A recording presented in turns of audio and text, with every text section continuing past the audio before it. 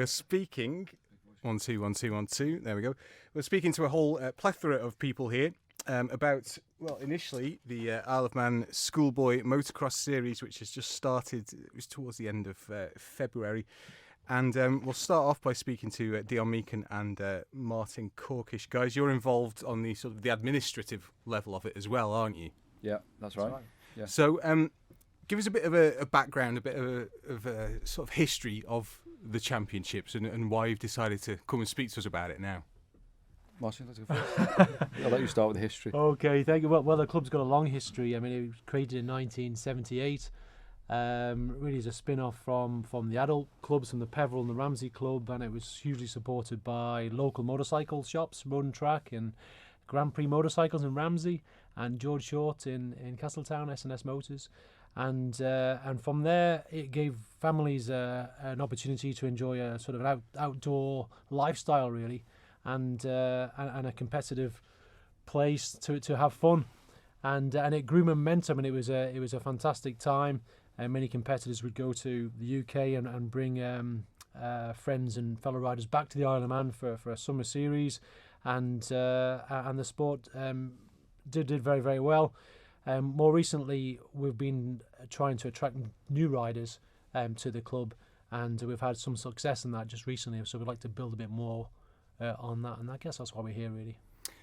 I take it this is like the key way of younger people getting into motocross on the island, certainly in a more structured way than just riding about on a piece of scrubland or something like that. Yeah. Well, it's interesting you mentioned that, Ed, really, because obviously, the whole business which come up recently with Snuff the Wind, which we'll talk about a bit later.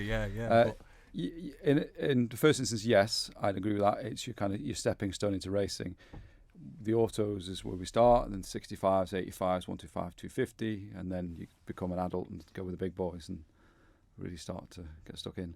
So what you're saying there about 65, 85, so the uninitiated, these are the sizes of the engines. Yeah, engine size. I should explain it a bit more. So no, that's all right. The auto starting at 50. Correct me if I'm wrong here, Martin. Auto starting at 50. The 85 class, 85cc 2 strokes, 50cc 2 strokes, and 125 2 strokes, 250 4 strokes. And this is all. Does this all take place up at Ballygarrigan? It does. Yeah, it does. In Derby. Ballygarrigan, the track. I don't know if anyone's been up there recently. I mean, most people think of Derby, they think of prison, or they just think of just scrubland, just land up there, nothing going on. But the track is awesome. Built by Johnny Hamilton a couple of months ago. World-class track builder, built MXGP, which is World Championship Motocross. He builds tracks all over the world. He's built it for us.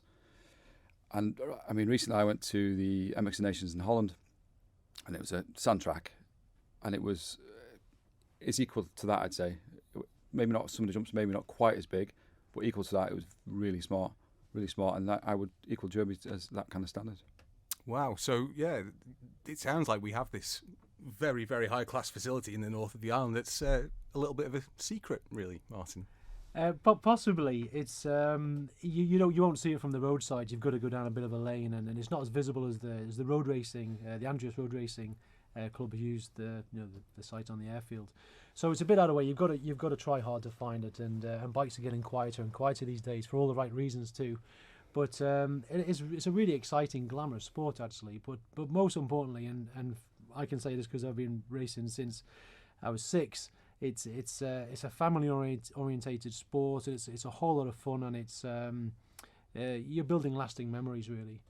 Racing, making friendships for life. I was going to say lasting friendships as well. It seems like you split everything up quite a lot as well, so that kids of certain ages are on certain sized bikes with certain power levels, and they're not on stuff that's too big or too quick, or against kids that are too big or anything like that. Yeah, we follow the ACU rules, don't we? I mean, any club you go to has got a number of rules and safeguards, and of course we follow those too. But yeah, it gives children opportunity to ride with a bike they can control and a track that they can cope with, and it's a gradual step really. When you get to race with the faster guys, with Luke and Beau, you'll speak to shortly, I'm sure. They really are at the top of their game. They're top in the country, and then you got everything in between, and there's a place for everybody. I think touching what you said there on new people coming into the sport, as we talked about before we came on air, the two tracks. We've also got the track I initially talked about, the big one which I've built. We've also got a small one specifically for the autos, and we have newcomers who ride 65s also get to have a go on that to kind of, you know, cut the teeth in what we call sand riding, because it's pretty much a sand track. So it's not, basically I say to people, you've got to do your apprenticeship up there, which takes a few races just to get used to it. It may seem a bit daunting when you first turn up, a couple of races in, and generally the kids are flying and loving it, coming off the bikes, smiling, loving it. Well, that sounds like a good opportunity to bring in three of the youngsters, and we're joined in the studio by Millie Bottomley, Luke Saunders and Beau Brown. Guys, first off, tell us how old you are and what class you're in at the moment, what level you're racing at, Millie. I'm 13, nearly 14. I ride the 85 big wheel. Luke? I'm Luke Saunders. I'm 14. I ride 85 big wheel. And Beau? I'm Beau Brown and I ride an 85 big wheel and I'm 14. Okay, so similar sorts of levels, similar stages. When did you guys get involved in motocross, and what do you enjoy about it?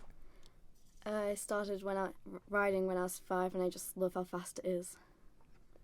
Guys? I started probably about 3 maybe, and 3? I've just loved it ever since. So you were riding a very small motocross bike at the age of 3, were you? Well, it was more of an Osset to start with, Okay, electric bike. Then we moved to a PW50, and then went from there. Beau? I started when I was about 5. Just got up first bike. Went in my dad's mate's field. Loved it ever since. So you've all got about 9-10 years experience with it. Is it something then that comes quite naturally to you by this age? It's just what we're passionate about. It's what you're passionate about, yeah. And what sort of levels do you compete at, and do you go away to do stuff yet? I go away a few times a year, but not as much as Beau and Luke do. You guys? I compete in a British National, which came 4th last year in. But Very good. since there's nowhere to practice over here now, it's going to affect how we ride in England. Luke? Same as Beau, I do the Nationals, MX Nationals, which is top riders in the country, but yeah. What's it like then when you go away and compete against people in the UK? Does it feel intimidating, or coming from somewhere like this which has a motorsport heritage, do you guys know that you are at a good level and you can compete? Yeah, but it's just they're out every weekend constantly, just riding and riding. But yeah, it's good. Half them boys miss school to go ride, and yeah, we're on a bit of a less advantage because we don't have many places to practice and that, but and there's the travel involved as well, Yeah, I suppose. which the boat fee's pretty expensive. Yeah. Where do you want, all three of you then, where do you want to go with it? What sort of level would you like to get? Just as far as I can. Not the best in the world, but definitely one of the best. So competing across and Yeah, that sort of thing, yeah. And Luke and Beau, I just want to be as best as I can be and see where it gets stand you. out. Yeah. Yeah, it's the same as me really. Sort of try and get to, would you like to do it as a career? Would you like to be professionals? I would love to do it. So would I. Okay, very, very good. Right, we'll stop that one there. Oh, just finally, actually, Dion and Martin, if people have heard this and they are interested, how do they find out more? How do they actually get their kids involved? It seems to be an ad. It's Facebook seems to be the best method of contact. Messenger or just Messenger would be the best one. Follow us, like the club, Isle of Man Schoolboy. It's got its own page. You can like it on there. So that's Isle of Man Schoolboy Motocross. Yeah, I think it's Isle of Man Schoolboy Motocross. Yeah, I think it's on that. I think it is, yeah. But better still, just come and have a look. Just come and have a look. Tell us you're coming. We'll look after you for the day. We'll take you around the pits, introduce you to the riders, and make sure you're comfortable. Yeah, so it's Isle of Man Schoolboy MCC is the page. We post up the events on there when they're on. Tell people about the delightful racing which is coming up, and we often put on live clips and race days. As we said, the facilities are there. I post it on there. There's always hot food and drinks available, toilets for men and women. And when's your next round then? It's this Sunday. This Sunday, okay. So round 2 of the Schoolboy Motocross Championship, and round 1 of the ACU Centre Championship. So the boys who chase the stars. I know it sounds confusing. There's 2 championship would kind of run concurrently. And I imagine as well, it's not just people that want to go up there and compete. If anyone wants to go up and watch, they're more than welcome to as well. Absolutely, more than welcome to come up and watch. Yeah. The more crowds we get up there, more people get up there, the more Beau and the guys here and Millie will start doing the whips and the 1-footers and entertaining the hordes. Is that right, boys, girls? Yeah. Yeah. Yeah.